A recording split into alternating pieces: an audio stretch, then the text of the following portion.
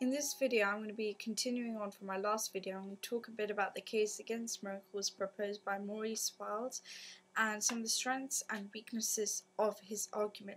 So what he says is that there's no consistency with miracles because God can perform a miracle in front of some people and then he won't in front of others. And so why is there this bias, which many people question? And so he says, concluding that God is arbitrary and partisan. He chooses to help some and not others.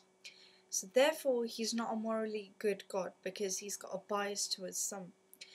But he says, actually, it's better to believe in a God who does not perform miracles, so miracles are just a product of our mind, than a God who is immoral and a not morally good God, basically.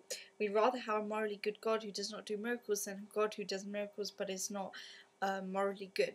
He sees his conflict and he picks one who does not perform miracles. So he says God is active in the world, he's sustaining the world, he created the world, we are his creation, but he's not performing miracles, because if he performed miracles, he would be an immoral God, because if we look at the occurrence of miracles, they're rare and they only happen to some and not others, and this results in arbitrary and partisan God.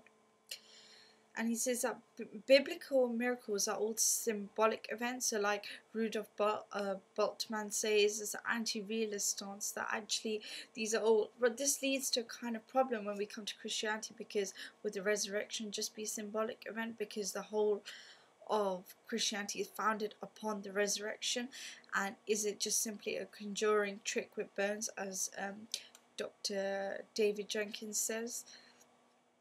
So that's what Wiles says, that God exists and he's morally good, but he does not perform miracles.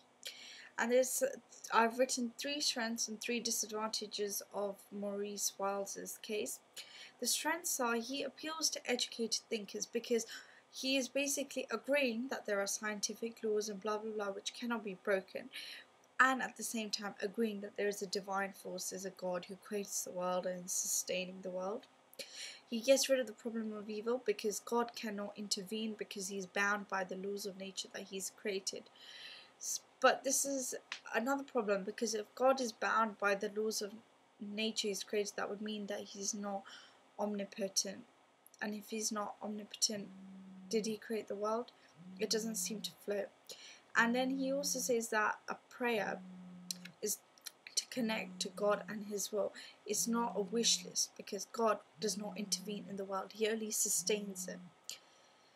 The 3 disadvantages I wrote is that his theory implies that for the last 2,000 years plus, people have misunderstood miracles, which seems more unlikely than Wiles getting it wrong. So again, we can talk about the proportionality and probabilities here, just like David Hume does.